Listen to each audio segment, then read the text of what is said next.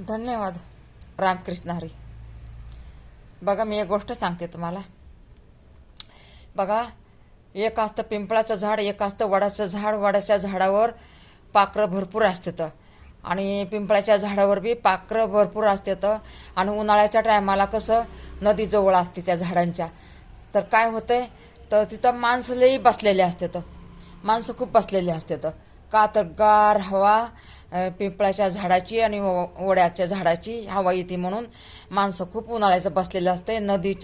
नदीच्या शेजारी ते झाडं असतात. वड्याचे आणि पिंपळाचे झाडं नदीच्या शेजारीच असतात. बघा बघा तुम्ही, पहिल्यापासून तसंच असते. पिंपळाचं आणि वडाचं झाड नदीच्या शेजारीच असतं बघा. तर मग पाखरं म्हणजे आता माणसं पण बसलेली असतात, पाखरं पण बसलेली असतात. परी दोन पाखरं मेन होते बघा. तर ते पाखरं म्हणजे वडाच्या झाडावर कोणचं पाखरू, हे आपलं काय म्हणते तो, रागू रागू असायचा. आणि मैना ह्या पिपळाच्या झाडावर असायची बघा. आपण आता त्यांना पोपट म्हणतो, पहिलं रागू आणि मैना म्हणत होते. तर मैना पिपळाच्या झाडावर आणि रागू वडाच्या झाडावर. तर त्यांचा जन्म तिथंच झालेला होता आणि त्यांचे मायबाप मरून गेलेले होते. तर मग आता ते लहानाचे मोठे त्या झाडावर झाले. मग हे दोस्त मैत्रिणी झाले, हे दोघं, रागू आणि मैना. तर मग वडाचं झाड हिरवगार राहिलं आणि पिपळ कसा असं काय माहिती, त्याला नजर लागले का काय झालं माहीत नाही.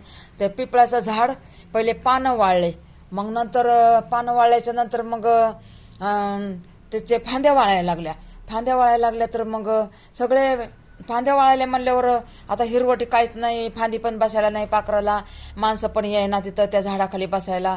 का तर तिथं सावलीच नाही, नुसते लाकडं राहिले, म्हणजे नुसत्या फांद्या राहिल्या, पानं नाही, काय नाही, हिरवे हिरवे पाणी सगळे गळून पडले, फांद्या पण वाळून गेल्या. तर मग आता म्हणले काय करायला पाहिजे बाबा आता. तर पोपट म्हणला, म्हणजे मी जातो बाबा मग निघून, चल बाई तू पण चल, आता आपण दोस्त आहे, तू पण चल.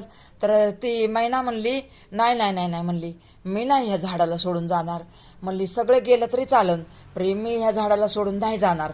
तर म्हणला का, तर म्हणली मी ह्या झाडावर माझा जन्म झालेला आहे आणि मला ह्या झाडाने मला साथ दिलेली आहे. माझे इथं खोपे होते, माझे इथं घरं होते आणि मी ह्या झाडाला, आता झाडावर संकट आलंय म्हणून काय मी सोडून जाऊ का मी. तर ते म्हणलं, अगं झाड वाळले, आता ते फांद्या वाळल्यात, पानं गळलेत, तू नको थांबू, तू नंतर कुठं जाणार, आता आमच्याबरोबर चल, आम्ही जातो दुसऱ्या झाडावर कुठंतरी, एखादं चांगलं झाड बघून आंब्याचं हे ते, तिथं थांबू आपण.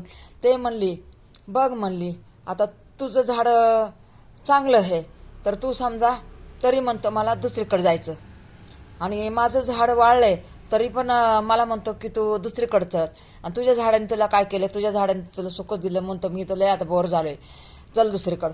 म्हणते तू त्याच झाडावर पैदा झालास आणि तिथंच तू राहायला पाहिजे.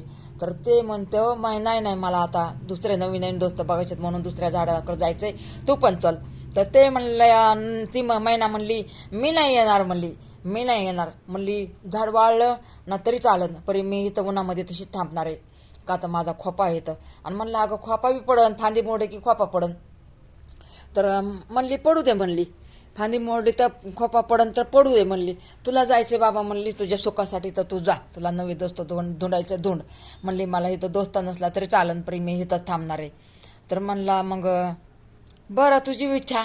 तर म्हणली, तुझी इच्छा काय, बघ आता हे झाड वाळलं किंवा पानं गळले किंवा फांद्या वाळल्या तरी आता ह्या झाडावर एवढं संकट आले, ह्या झाडावर एवढं संकट आले, तर ह्या संकटमध्ये मला तिथं थांबावं लागणार आहे ना, मी कसं काय उडून पळून जाऊ.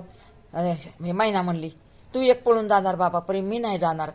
तर मग म्हणतोय, बघा म्हणजे बघा, ही पाखरं असून पाखरांना समज आहे, झाड वाळलं तरी तिथंच बसली ती, झाडाच्या फांद्या वाळल्या तर तिथंच बसली ती, झाड पुरं वाळलं तरी तिथंच बसली ती. आणि माणसं किती सुखाची सोबती आहेत बघा की, माणसाकडं जर असलं तरच ते विचारतात, आणि माणसाकडं जरा काय नसलं तर मग त्यांना वाटते काय ह्याच्यापाशी, काय ह्याला बोलायचं आहे, आणि काय ह्याच्यापासून आपल्याला काय भेटणार आहे. असं बघा, माणसं एवढे असे बैमान असतात तर पाखरं तरी बरे, पाखरं तरी बरे आणि रानातले पक्षी तरी बरे. बघा असं असते बघा. कुत्रं मांजर मुख्य जनावर कोणचं बी जनावर ते इमानदार असते, पण आपण इमानदार नाहीत बघा. अशी अशी माणसावरचीच कहाणी आहे पण मी तुम्हाला सांगितलं तसं. रामकृष्ण हरी, रामकृष्ण हरी.